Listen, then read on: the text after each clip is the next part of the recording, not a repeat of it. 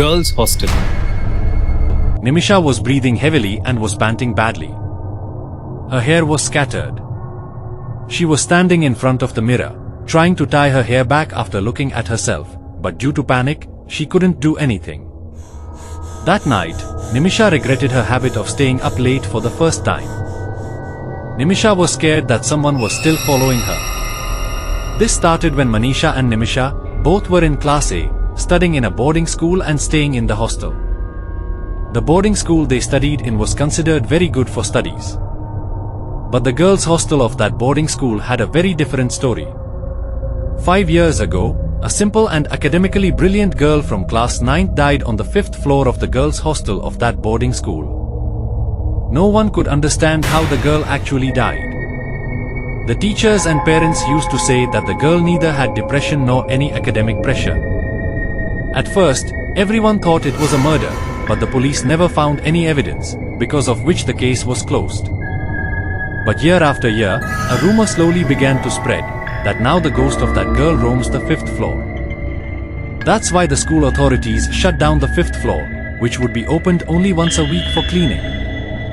Around 5 years after that incident, Nimisha and Manisha started sharing a room in that hostel. Both had a fixed routine.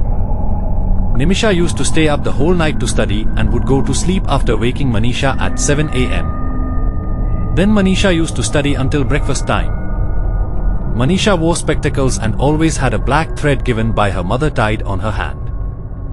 Just like the other students, they also didn't believe the 5th floor stories much. But still, no one ever went there. But on 10th December, something happened that Manisha had no idea about. Nimisha, like every day, was studying in the room at 12:30 a.m. and Manisha was sleeping on the other side, turned the other way. Suddenly, Nimisha's throat went dry. She got up and went to the hall to make coffee.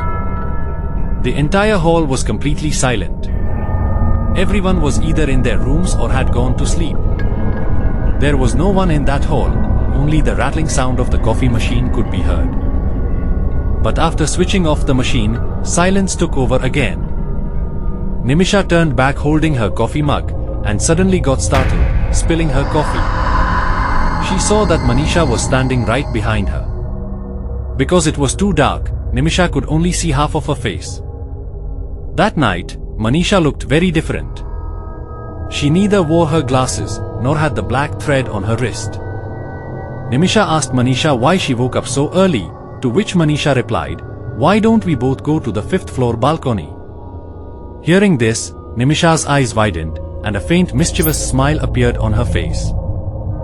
Before she could say anything, Manisha grabbed her hand and started taking her upstairs.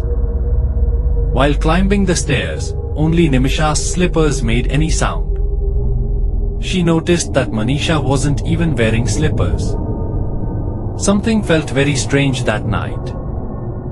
The door of the hostel's 5th floor was open, and both of them went inside. They started looking around. A few minutes later, they found themselves inside a room. It was the same girl's room who had died 5 years ago, the one whose spirit was said to haunt the 5th floor. But neither Nimisha nor Manisha knew anything about that room.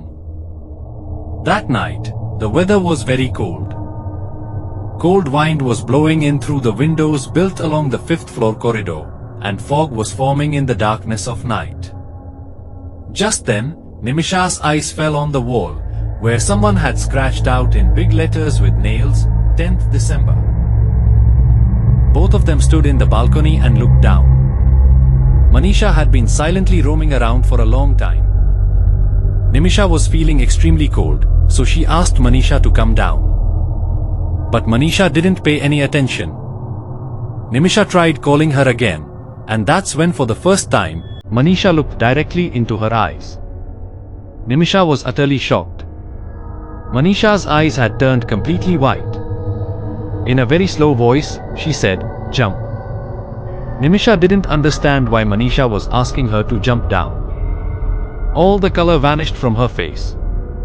With every passing second, Manisha's voice kept getting heavier and heavier.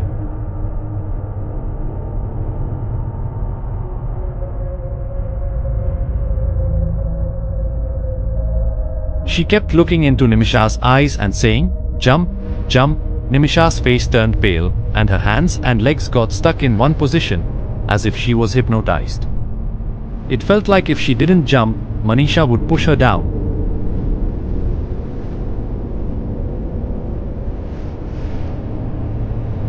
Nimisha's eyes began to close, and she started loosening her hair. Her hair started floating in the air like water.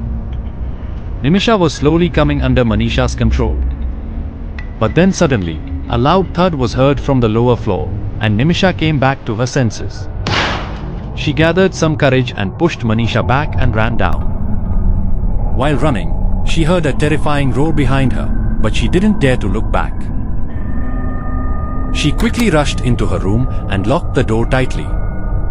But what she saw then shocked her even more. She saw that Manisha was peacefully sleeping in the same position on the bed in which she had left her. Nimisha turned even more pale. She woke Manisha up in a panic. Seeing Nimisha's pale face and red eyes, Manisha hugged her in fear. But when she asked what had happened, Nimisha didn't say anything. She wasn't in a condition to speak. That night, Nimisha washed her face in the bathroom mirror and tied her hair before going to sleep. Manisha couldn't understand anything. From that day, Nimisha started sleeping at night and began ignoring her roommate. Whenever Manisha sat in the room to study, she would feel like someone was staring at her, and it would usually be Nimisha. Fed up, Manisha asked her again what really happened that night. Finally, Nimisha told Manisha everything truthfully about that night. After hearing everything, Manisha's mind started racing, and she completely believed Nimisha's story, because Manisha already knew that 5 years ago, a girl had died on the same date, 10th December.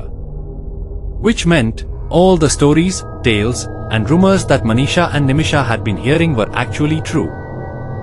The ghost of that girl really did exist on the 5th floor.